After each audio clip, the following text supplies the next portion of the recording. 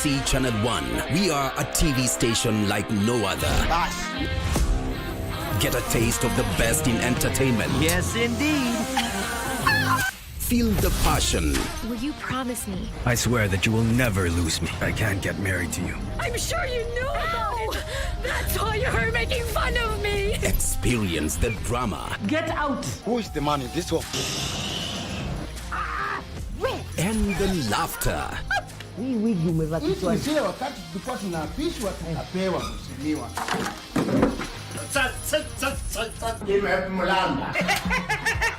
Move to the beat.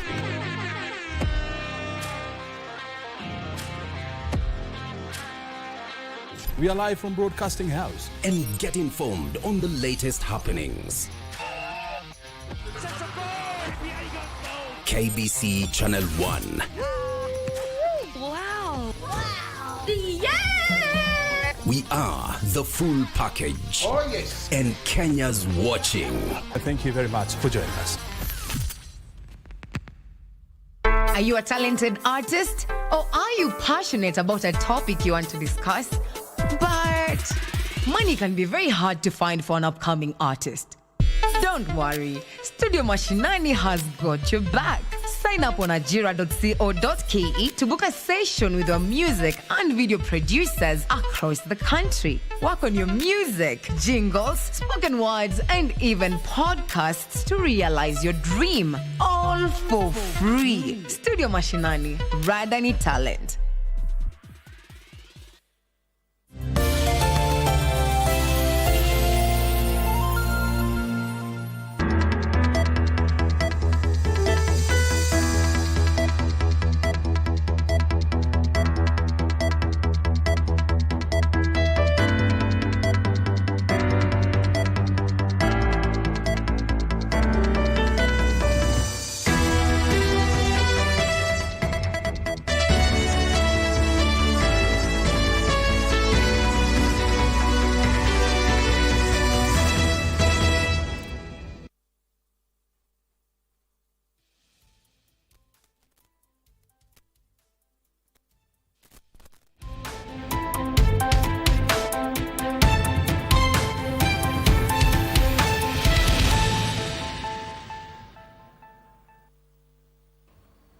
Good afternoon and welcome to Lunchtime News. My name is Jackie Wembiri. The latest news update.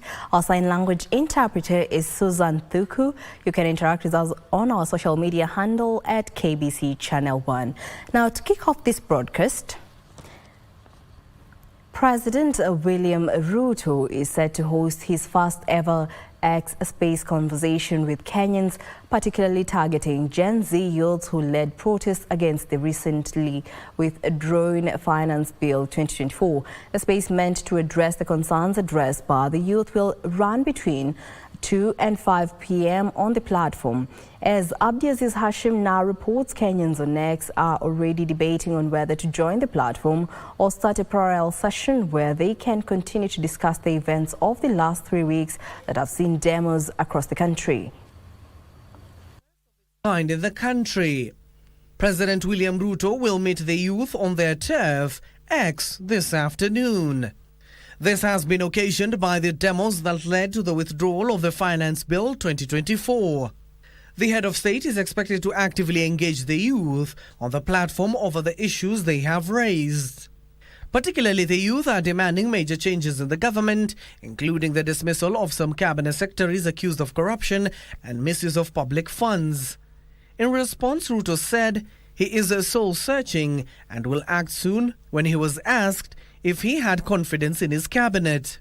It's not going to be business as usual with the kind of reality we are faced with now. It has to be different. Do you regret anything at all? What you should have done better? What your people would have done better? The cabinet that I have maybe could have done better. That's not the question, Mr. President. Maybe could have done better. I'm answering your question. Okay. Yeah? That I regret is that we didn't communicate better. Maybe we failed in explaining to Kenyans what the finance bill was all about. The president hinted at significant changes in his government following the rejection of the budget proposals that sparked the unrest. This is after the youth declined a request by the government to be part of the 100-member National Steering Committee that was tasked to lead conversation with the Kenyan youth on matters of governance and accountability following the deadly protests. A section of youth on X have vowed to engage separately and discuss the developments of the last 3 weeks. Abdiaziz Hashim for Lunchtime News. And as we continue with our lunchtime news, we are awaiting a significant address from State House. Well, this announcement is anticipated shortly, and we will bring it to you live as soon as it begins. Now, stay with us for all the latest updates. Now, in other news, West Pokot leaders have called on the youth to desist from engaging in unlawful destruction of property during demonstration. Led by West Pokot Governor Simon Krichapin, the leaders said the rule of law should be adhered to at all times to avoid plunging the country into anarchy and terror. A section of leaders from West Pokot now says those criminals who took advantage of the peaceful Gen Z protest should be brought to book. Kachapin, who spoke at Beach during inspection and commissioning of county development projects, urged locals to ensure that they follow the law at all times in making their grievances. Wale wakaidi na criminals ambao wameteka advantage ya hiyo maandamano, sisi kama viongozi pia tunasema waweze kusakwa na waweze kuchukuliwa hatua. And traders in Homa Bay have raised concern over what they claim the infiltration of criminals into Gen Z demonstrations. They fear that some individuals are exploiting these protests to loot property. We are not very much pleased with what is going on now in the name of demonstration, because our shops are being looted, and the business community, our business, we are going into losses.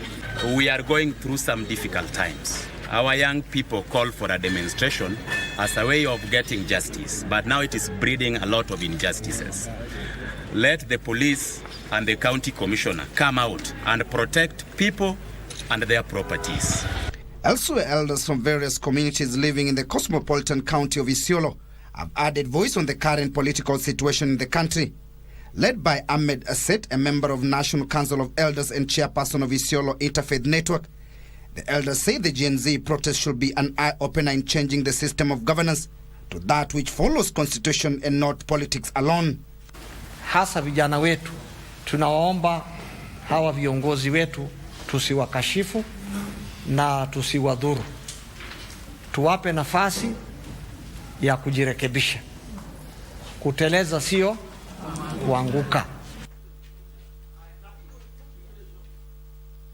Council of Elders in Nandi County are concerned the planned demonstrations on Sunday to mark Sabasaba Day may turn chaotic. Speaking in Kapsisir, Chesumei constituency, the elders are calling on the government to ban the demonstrations. These even as the Council of Governors led by Nandi Governor Stephen Sang said they are ready to engage in talks with the youth who have poked holes on the current crop of leaders. Sabasaba, no. Government, I'm telling the government, do your work. Democracy should be guided. Don't be so loose and expect people to do the right thing. Saba, wasifanye matata, wasifanye maandamano. Hatutaki maandamano, wazungumuze yale ambayo wanaweza kutujenga. Kama maandamano ya kuharibu, hiyo si maandamano, ni mapinduzi. This president has good intentions for Kenya. And if he's given time to finish his term, and we ask everybody in this country to give him the chance to finish his term. Au majensi wa Nandi, mimi niko open for discussion. Iwekwe hapa, majensi wangu wakuja hapa tupange. Wazungumuze. Wasema iko shida hapa, hatutaki hii, tunataka hii. I am open for that discussion with my agencies. Traders neighboring Chieni supermarket in Nanyuki town, Laikipia County, are counting losses after their businesses were vandalized and torched alongside the supermarket during the anti-finance bill protest. The affected traders want the national government to consider compensating them following the losses. This while noting that they have been left with nothing as they are unable to fund their businesses, which are their only source of income. This comes as the Directorate of Criminal Investigations arresting suspects implicated in the Cheney supermarket looting. Sisi watoto wetu wako nyumbani, biashara zetu zilichomeka, hata watoto hatujapeleka shule. Tuko na watoto nyumbani, hatuna cha kukula, hatuna nini, hatuna kazi na hakuna usaidizi hata mmoja tumeona. Katika kaunti yetu hatujapata usaidizi wowote, hatujapata kuona mtu anakuja kutushughulikia ama kutuuliza, kutufuatilia ni nini ilitendeka. Tunapopoteza kazi, psychologically we have been affected too much. So mjue hasara si mambo na mali peke yake. Hasara ni kuamka asubuhi, ulikuwa mwajiri, ulikuwa na biashara yako, sahi hauna kazi, so hasara ni kubwa zaidi. Now, across borders, the Labour Party has won a landslide victory in the UK general election, sweeping hundreds of seats across the country and ending 14 years of Conservative rule. The UK's Prime Minister-elect Keir Starmer has promised to kickstart an era of national renewal. Thank you. Keir Starmer is set to become Prime Minister later on Friday, ending an era that has seen 5 different Conservative leaders running the country. Rishi Sunak, the outgoing Prime Minister, conceded in the morning, acknowledging Labour had won. In his victory speech, Labour leader promised national renewal and that he would put the country first, the party second. The result marks a stunning reversal of fortunes for the party. In 2019, led by the veteran left-wing politician Jeremy Corbyn, Labour suffered its worst electoral defeat in almost a century. On the other side, Robert Buckland, a former Conservative minister who lost his seat, described it as electoral Armageddon for the Tories. It is expected to be the party's worst result in almost 200 years, with a battle over the future direction of the party likely to commence in the coming days. Susan Kaundo, Lunchtime News. And on health matters, the Global Fund HIV grant program managed by Kenya Red Cross says the HIV prevalence in Kilifi County has dropped from 4% to 2.5% in a span of 3 years. Kenya Red Cross Regional Program Coordinator Salam Ahmed says they targeted specific high-risk groups across the county in line with the Kenya AIDS Strategic Framework's goal, which included reducing HIV prevalence and mortality rates and combating stigma and discrimination. We're working with a variety of people, including people living with HIV/AIDS, adolescent and young people. We are working with mothers who are HIV positive, so that we can also prevent their babies from getting infected. You could see even the county saying, the incidence rate has gone down. In some cohorts is still high, but generally there's some improvements. PMTCT, prevention of mother-to-child transmission, has gone down.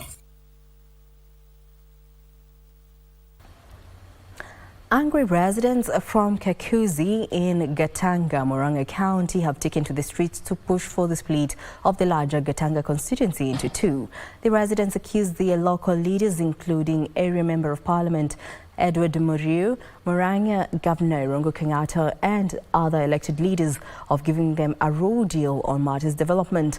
The residents now want to have a new constituency called Kakuzi so that they can get development and services near them, saying the current MP concentrates much on the lower Gatanga that stretches from Ndakaine, Kiruara and Jugo Kimake.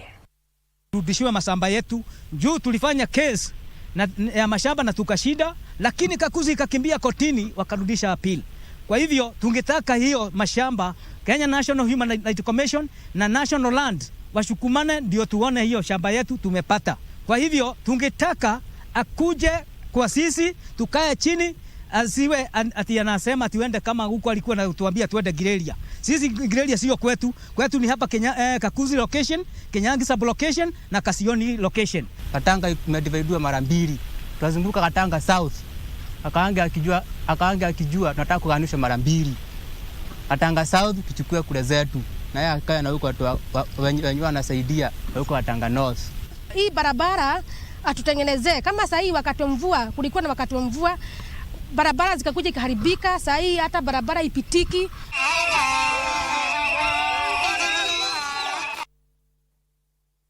Kisumu City residents are being cautioned against careless waste disposal.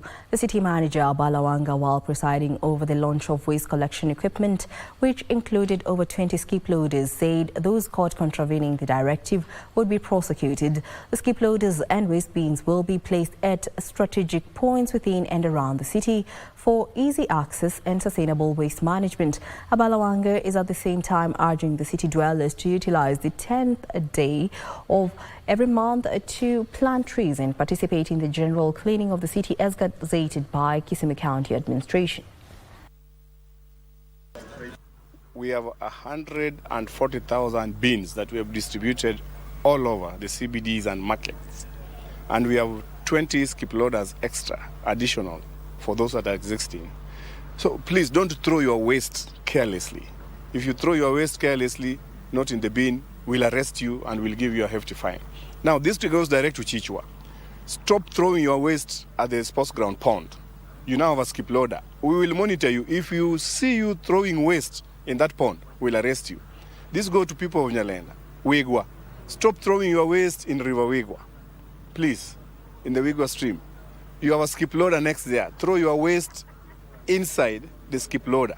As QSA, we are very glad to partner with City Department of Kisumu, an activity that is done each and every 10th July to ensure that our environment is clean. You see that 10th is going to be a tree planting day, but most importantly, a cleaning of the city, right? The evacuation is being done over 2 days concurrently, and some of the hotspots where we see waste being mismanaged by citizens are going to be cleaned directly. And this is really to demonstrate to the citizens that anyone listening, it is your responsibility. I don't think anyone is employed to look at the way you're disposing bottles the wrong way, you're disposing your diapers the wrong way. No one is employed to do that.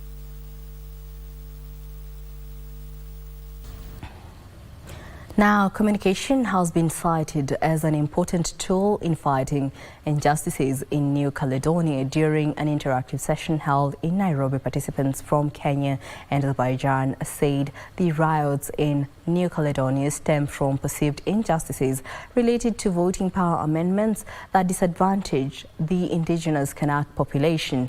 International voices, including from the Baku Initiative Group and NGOs, have been calling for France to respect indigenous rights in New Caledonia and beyond. New Caledonia is a semi-autonomous French territory. Communication is one of the most effective tools of unleashing such injustice.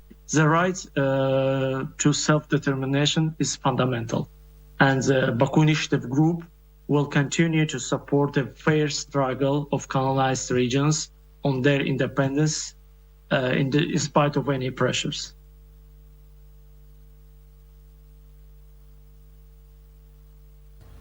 And on matters environment, National Environmental Management Authority has conducted an operation of non-compliant proprietors in Kisii town and arrested an owner of a hospital and service station. The authority claimed some proprietors had no licenses on waste disposal, thus jeopardizing the health of the local population and natural resources. The source of many of the diseases, environmental diseases we have in the county, and we are telling them that they better follow the legal requirements, make sure that there are proper systems to manage their both solid and liquid waste to avoid contamination of the environment. Otherwise, as an authority, we are not going to relent. We are going to follow up on all the hospitals in this county that have not complied to make sure that they have complied. Today we have successfully visited a number of facilities. Some are willing to comply with the regulations, but others, those who have not been willing, have also been taken in to account as far as the law is concerned. So some are already in custody for charges of violation of environmental regulations. So we are glad to have had a team from NEMA headquarters. Still on matters health, Homa Bay County has stepped up its joint efforts with several partners to improve girls' menstrual hygiene by seeking to address the high prevalence of early teenage pregnancies in the area. Speaking to residents and students at Rachuonyo South Sub-County's Kotieno Primary School, County Executive Committee member for Gender Sarah Malit emphasized the importance of the correlation between adolescent pregnancy and menstrual health. Through provision of sanitary or menstrual products, this can help them to be in class and will reduce the rate of absenteeism from classes. And our girls now can confidently have facilities in school like safe spaces that we call safe toilets for them, where they can go and change their used sanitary products. And we as a county also are providing safe and clean water that is easily accessible to our schools and even the community at large. And therefore we are hoping that we are going to manage the challenge of triple threat, that is HIV/AIDS, or new HIV and AIDS infection, teen pregnancies, and early marriages.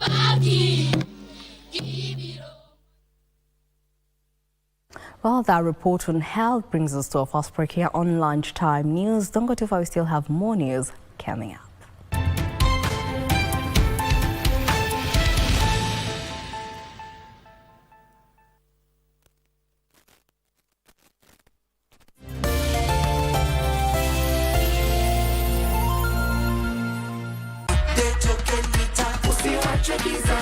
Unajua, token mita yako inahitaji system update.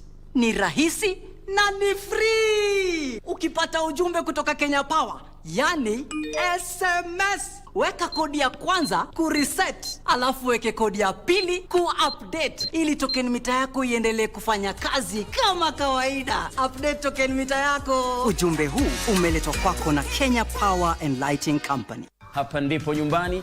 Oeleme. Oelema. Mwalimu ni nyota yanga, kofia twakuvulia. Yesu nipende leo kuliko jana.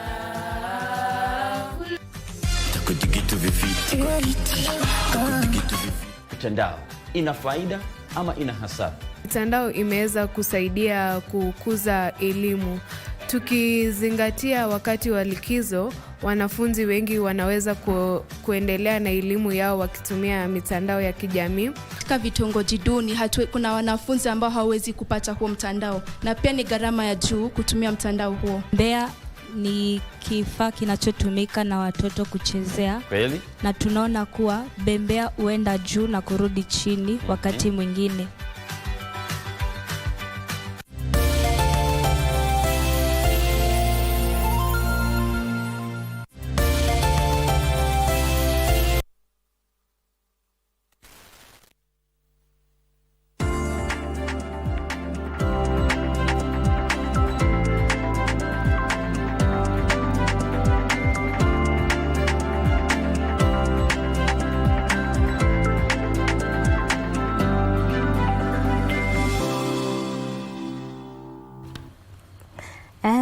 Welcome back. This is Lunchtime News.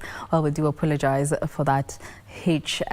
Welcome back. This is Lunchtime News, and now we shall be taking a look at business news. Now, to kick us off, the expectation of any tourist on a safari excursion is to spot the big five, comprising the lion, elephant, leopard, buffalo and rhino. Hoteliers have adopted various innovations, including offering night game drives and underground tunnels to ensure their guests sample Kenya's majestic wildlife. Regina Manyara went down a tunnel in Taita Hills and documents the experience in this travel piece. Let's have a look. Holidaying remains a popular attraction for those visiting Kenya, accounting for nearly half of the country's visitors. The thrill on safaris in Kenya's vast parks is the allure of sporting the Big Five.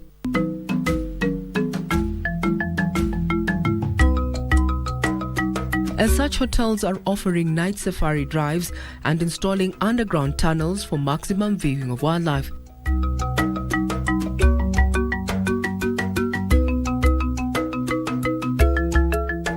In the heart of the private Taita Hill Sanctuary bordering Savo West National Park, Salt Lake Safari Lodge has its rooms elevated on stilts, each overlooking a waterhole and linked by suspended walkways. The establishment has an underground tunnel to the watering hole. This means tourists can be up close with wild animals, especially elephants, when they troop to the watering hole. Going down the tunnel is a surreal experience and daunting if one is claustrophobic. However, the experience is worthwhile. Night game drives offer an opportunity to view wild animals that are not easily encountered during daytime, such as a spotted and striped hyena, mongoose, jackal, civet, genet, porcupine and bush baby. We have the big four here in our sanctuary, which is a big boost for us because these days the beach, people have recently started coming to the parks as opposed to the beach. So the parks are really selling for us, and our sanctuary fee is quite affordable for us. So it's very accessible for us. Regina Manyara reporting for KBC Channel 1. The national carrier Kenya Airways and the International Organization for Migration have signed a memorandum of understanding that seeks to intensify the fight against trafficking in persons and enhancing the protection of migrants. The partnership will work to implement measures that will identify, prevent, combat trafficking in persons and facilitate regular pathways as efforts to safeguard the rights and dignity of migrants. Through the airline's trafficking in persons policy, Kenya Airways says it will train and educate its staff and the public about the misconceptions, the realities of human trafficking, and how to identify and report cases of human trafficking. We've been doing this and also to create awareness and hopefully have a standard that will be used globally by all aviation, within the aviation industry. The thing I'll start with is for us to know that human trafficking is done in a clandestine manner, given the nature of human trafficking in itself. Because of that, it's so difficult to get really very accurate numbers of trafficking. Bottom line is that it's challenging to get the numbers. However, the government of Kenya has really been working so hard to support and be able to get the numbers of those who are either they transit, originate, or end up in Kenya as a destination country for human trafficking. Well, you're still watching a lunchtime news, and we are waiting a significant address from State House. Well, this announcement is anticipated shortly, and we'll bring it right to you live as soon as it begins. Stay with us for the latest updates.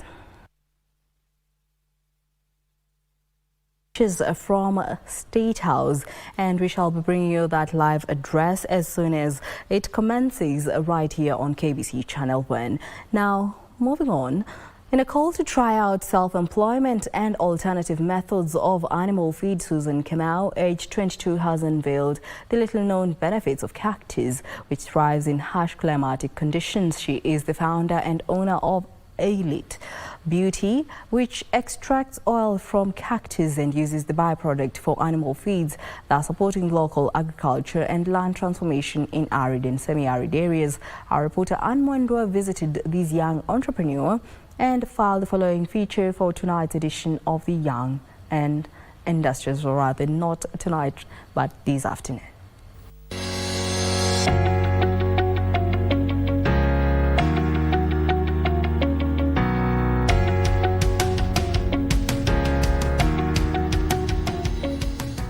About 4 years ago in high school, Susan Kamau started wondering why her family was struggling despite owning huge and bare pieces of land in Kitale and West Pokot. This ignited her research on how land could be utilized, and later found out that planting cactus and putting it into use would be the best solution since it thrives in such environment. There was a lot of land, but we're not using it, so that bugged me, and I was asking myself, like, how can I make use of this land at the end of the day? So that's how I finished my diploma and just started researching. My project was also focusing on just researching which crops can grow in arid and semi-arid areas, and I landed to cactus. And she came with that idea. I was like, yeah, that's a very good idea, and it can help with animal feed, and also people can plant them there because it doesn't really need a lot of water. On learning more about the resilient plant and its little known use in making oil, Susan, together with her team, saw a great business opportunity that later gave birth to Elite Beauty in September 2023. So as to fund our end goal of now desertificating the 68% of Kenya into now becoming a planting and profitable area is where now the oil business and the animal feed business came into. Susan buys cactus from farmers in Kajiado, Kitale, Kitui and West Pokot. She says her interaction with people facilitates a huge connection of suppliers. So you find that there's someone who has cactus at their place. So after that, I take their contact, and when I need the order, now I share with them some photos of the type of cactus I would want. After receiving the cactus parcel, Susan unpacks and sorts out the raw material to pick the required thick, spineless, old and soft spine species, since the farmers are unaware of the specific one to be used. She points this as one of the challenges. As the owner of the business, Susan takes full responsibility of the extraction process, being careful every single step as one small mistake messes up the whole process. So what under put your preservative? The final product is the oil that differs with the making method, color, ingredients and usage. According to Susan, the natural cactus oil is best for hair growth, while the solid one is for the body nourishment. The green part, being sensitive to human skin, is used to make the animal feed together with other byproducts. Susan adds that coming up with the right ingredients for a first oil was not a walk in the park. This, however, did not discourage her, but kept on trying, and the products improved with time. No doubt, the current ones are smoothie and creamy. We tested it. It's just starting. That was one thing I will say. You can see, like, I was able to show you the journey of our first product where it had molds and everything was wrong. I showed you the second product where it was a bit stony and was not good. So it's you start and you learn from your mistake every time, and then you communicate. Like, I have learned the power of communication. Besides Elite, Susan works with Powerland Project, where she plays the managerial part in reaching 1 million developers and engaging youths in innovative practices.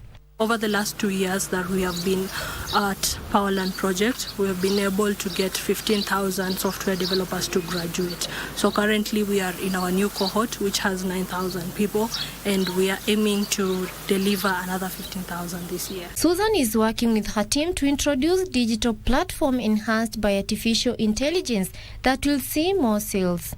We're trying to develop a platform that will help us be different on the products we sell by using AI. For example, someone can take a picture of themselves, their face, and then we can recommend the product they will use for what you manufacture. Having seen her business thrive from a humble beginning, Susan encourages other youths to embrace their ambitions, network, and be optimistic. In realizing that time quickly fleets away, Susan says consistency has been the cornerstone of her entrepreneurial journey, a challenge you too can take up as early as now. Anne Mwendwa, Reporting for KBC Channel 1, Kabete, Kiambu County.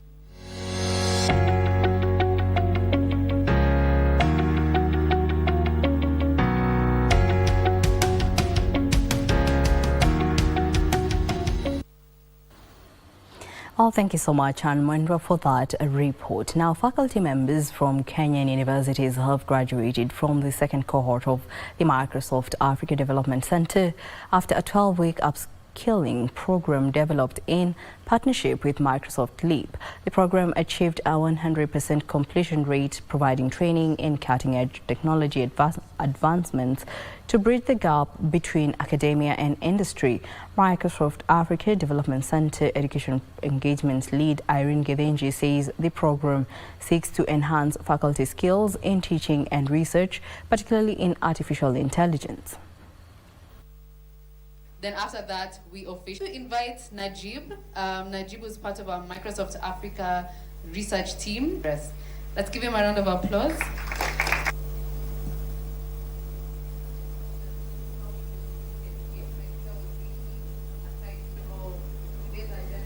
We are not preparing our students enough for the current industry market. So indeed, it was actually a time for me to have a reflection to see, okay, so if this is what the industry is looking for, now how do I need to prepare the student for that industry? And we got to engage with a lot of industry players. And this has now emphasized on the need to immerse more practical skills into our students. So we need to be able to, when we're in the classroom, not just be theoretical, but be more practical. AI is here to stay. So what we're trying to do is ensure that we're empowering faculty members with the right tools, with the right solutions, and also seeing how they can integrate artificial intelligence in how they teach. So looking at some of the things that they can use as assessments, as teaching tools, and learning outcomes for students.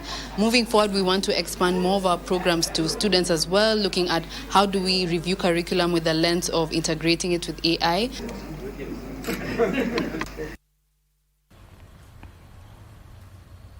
The government will spend 10 billion shillings in its quest to transform Thika into an industrial smart city in the next 5 years. The funds will go towards modernizing the town's infrastructure like roads, water, energy and non-motorized transport. Kiambu County Governor Kimani Wamatangi says future projects include a proposed airstrip, an urban rail system and tech hubs, among others. Plans to upgrade Thika into a modern industrial city have been on the card for long now, with the government working with various stakeholders to achieve this dream. Thika is one of the most industrialized towns in Kenya, with industries like motor vehicle assembly, food processing, among others. Urban planners say the town's climate, urban planning, agricultural productivity, and industrial presence make it well positioned to become a city in the Mount Kenya region. I want to convert that town into a city. And there are things that I intend to do that I need your support about. So first thing, for us to have penned, have we made progress? Do we have milestones that we can say that we have started to hit? And how do we continue with the journey? Kiambu County Governor Kimani Wamatangi says development projects in water, health, infrastructure, education and trade are in place to ensure the town achieves the city status. Of Thika to benefit fully from that water is now just proper reticulation of water.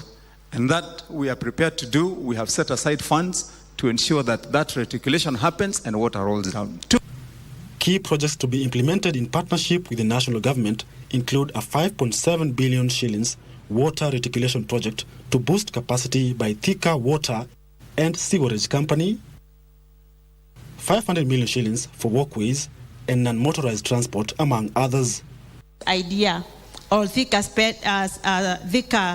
Smart City be beneficiary to them. In what ways can they benefit? It's ratified by Senate, then it goes to the President where he signs the charter. So God willing, at the pace which we are moving with this very able technical team, we may have a city. In fact, by next year, by mid of next year, God willing. Future projects include a proposed airstrip, a 2 billion shillings rail system, ICT and tech hubs, and the modernization of hospitals and ECD centers. Ian Muse for Lunchtime News. The European Union has raised tariffs on Chinese electric vehicles as Brussels takes action to protect the bloc's motor industry. The new tariffs on individual manufacturers range from 17.4% to 37.6%, which is on top of a 10% duty that was already in place for all electric cars imported from China. This could raise the price of electric vehicles across the EU, making them less affordable for European consumers. Beijing has vowed to respond by imposing heavy tariffs on European products. More in our international business news. The European Union is the largest overseas market for China's EV industry, and the country is counting on high-tech products to help revive its flagging economy. China has denied this repeated allegation from the US and the EU. Beijing is subsidizing excess production to flood Western markets with cheap imports. The new charges come into effect on Friday but are currently provisional while the investigation into Chinese state support for the country's EV makers continues. The number of EVs sold by Chinese brands across the EU rose from just 0.4% of the total EV market in 2019 to almost 8% last year, according to figures from the Brussels-based Green Group Transport and Environment. Elsewhere, Pakistan's foreign exchange reserves held by the State Bank of Pakistan has hit a 2-year high at $9.4 billion as they jump nearly $500 million. The reserves can now finance almost 2 months of imports. In the meantime, the central bank has continued to make hefty purchases of US dollars from the market to maintain the country's reserves at adequate levels. Robust inflows of workers' remittances and improvement in export earnings in the fiscal year 2024 have also played a key role in propping the foreign currency reserves. These have reached current levels from less than $4 billion in June 2023, partly supported by $3 billion in assistance from the International Monetary Fund and $3 billion worth of deposit from the United Arab Emirates in the first quarter of the previous year. Finally, Mobile and Edotco have entered into a partnership to accelerate the rollout of the 5G network. Edotco will provide Mobile with information and access to its tower infrastructures, resources, readiness, and expedited site delivery to facilitate Mobile's 5G network rollout. Additionally, they will jointly develop a streamlined process to drive efficiency in identifying the right tower locations and structures based on AI and data-driven analytics, faster and more efficient site acquisition, and permissions by working with various state agencies. Anne Mwendwa for Lunchtime News. Tea factories have been urged to embrace value addition and scout for more markets to double earnings. The tea directors say they plan to diverse to orthodox tea production to boost earnings. Well, we shall be bringing you that report later. For now, we shall be crossing over to State House, where a live address is anticipated to commence shortly. Let's listen in. Good afternoon, fellow Kenyans. 2 weeks have been a difficult time for us as a country, where Kenyans have regrettably lost. Many have been destroyed, and our institutions, especially Constitution Act. Extend condolences to those fortunately lives. One life, as we all know, lost is a woman. Fathers, siblings, relatives, and friends of those who lost their lives, sympathies and condolences to you all. Equally, To the many others who are injured and recuperating, I wish them quick recovery. The government of Kenya will support all those who've lost their lives and those who've been injured. Despite all this, as a nation, we are finally discussing issues. We are not discussing tribes, personalities, or political formation, but rather are discussing issues that affect each and every one of us. Issues of debt, budget, corruption, the cost of living, unemployment, and opportunities for all Kenyans, especially our young people. If you go back on my Twitter account, I made a commitment to the country in 2019-2020 that the conversation in Kenya is going to change. It is not going to be about personalities. It is not going to be about positions. It is not going to be about tribes. It is going to be about issues. Today, that situation, a conversation about issues in our country. Ourselves elevate the debate in our country to the level of issues all of us. I am happy that we are having jobs for our young people, for business, about manufacturing, taxation, about debt, and all the other things that are important to all of us. Meant to highlight the actions taken in response to our public feedback in the recent days, and to fulfill my commitment to continuously listen to the people of Kenya, and to underscore my intention to always take public contributions, applying them to enrich policy making, governance, and government programs. Public debt is and continues to be a measure of engagement and conversation in Kenya. I have today an independent task force to carry out a comprehensive forensic audit of our public debt and 3 months. This audit will provide the people of Kenya with clarity on the extent and nature of our debt, public expended, and will also recommend proposals for managing our public debt in a manner that does not burden future. Consequence of withdrawing the finance bill is the reduction of our revenue targets by 300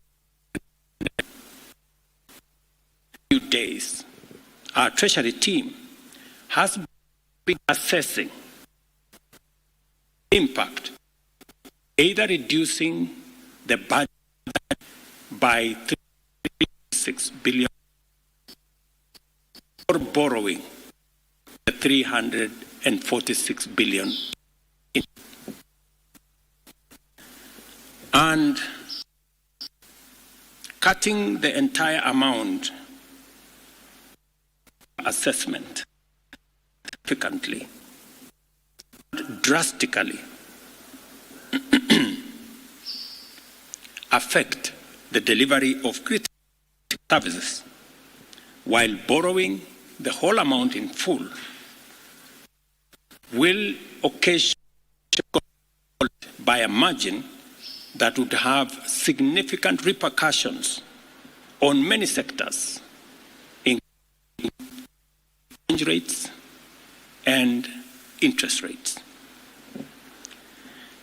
We have since, after extensive consultation, struck a middle ground, and we will be to the National Assembly a budget but a budget cut 176 wing. Whatever we are going to borrow, the difference will increase our fiscal deficit from what I intended to be 3.3% of our GDP. It will now go up to 4.6% of GDP, still lower than last year, and will be used to fund some of our critical.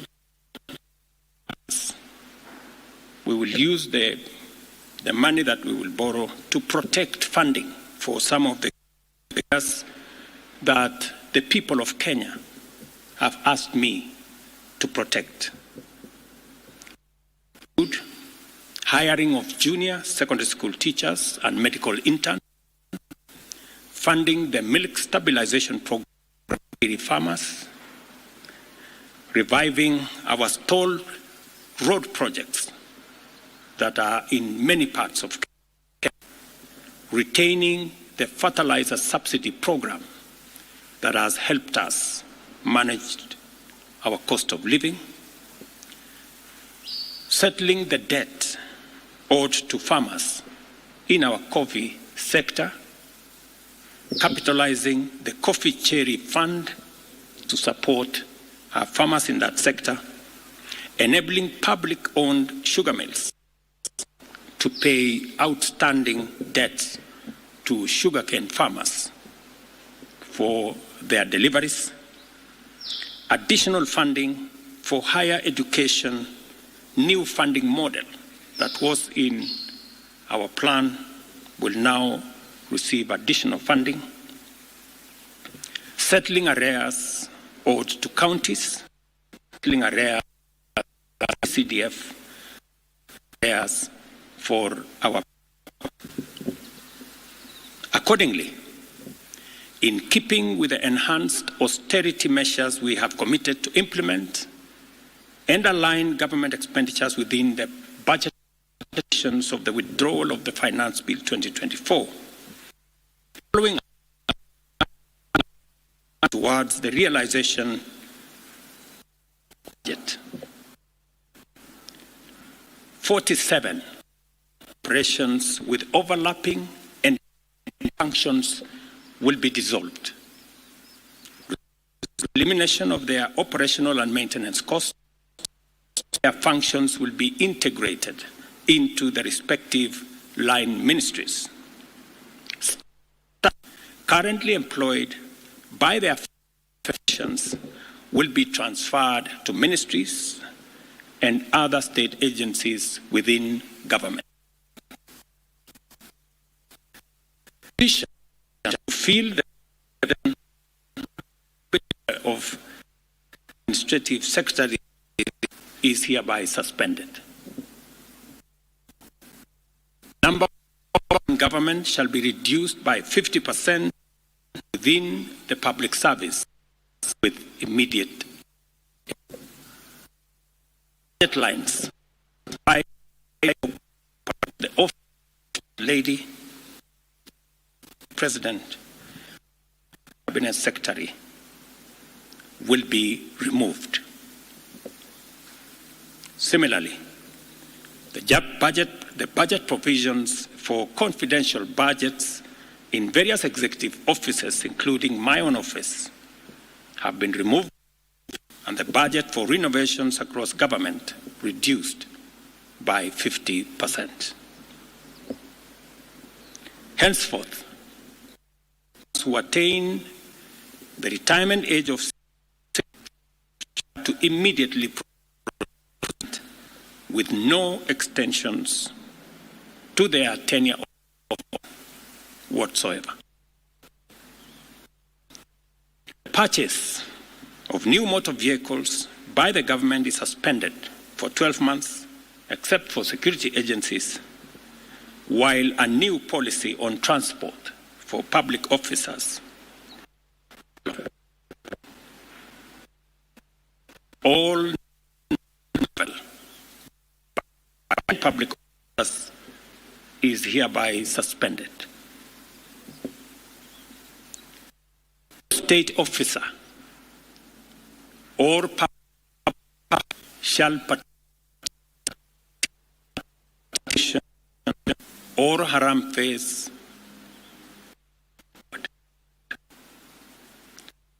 General is here to prepare and submit to this effect and develop a mechanism and charitable philanthropic purposes. This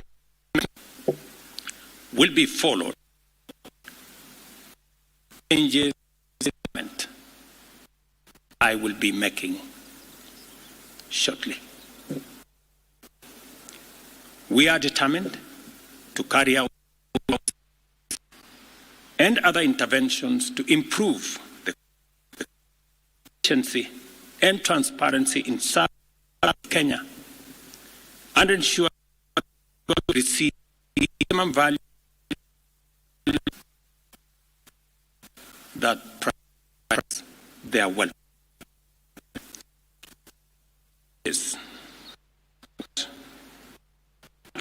Trajectory towards economic transformation, enabling objectives of the bottom-up economic transformation agenda.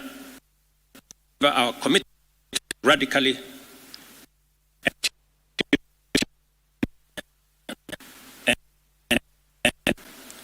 our country.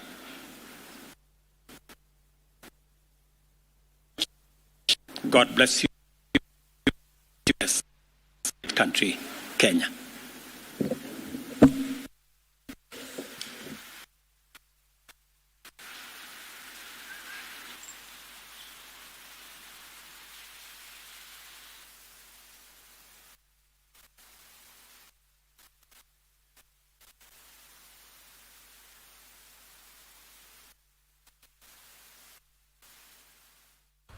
Well, that is President William Ruto. We announcing a raft of measures after taking public contribution to apply in policymaking and governance, and he announced some of the raft measures that moving forward, among them they shall be retaining fertilizer subsidy program, at the same time settling debt owed to farmers, additional funding for higher education, settling arrears owed to counties. Among other austerity measures is that the CAS positions have been suspended and the number of advisors have been reduced. At the same time, renovations across government have been reduced by 50%. At the same time, public servants who have attained the age of 60 years to proceed on retirement without extension. At the same time, all non-essential travel has been suspended, and no state officer shall be contributing towards Harambe's going forward. These are among a raft of measures that the president has announced this afternoon. Well, we shall be keeping you updated in our subsequent bulletins. For now, we move on to sports news, where France will be looking forward to secure a win that will see them through to the last four of the ongoing 2024 Euro Championship, when they take on Portugal this evening in a repeat of the 2016 finals, where they are going for sweet revenge. Venezuela goalkeeper Emi Martinez was the hero as Argentina booked their spot in the Copa America semi-finals with a 4-2 penalty shootout win over Ecuador. The 15 times winner will face either Canada or Venezuela.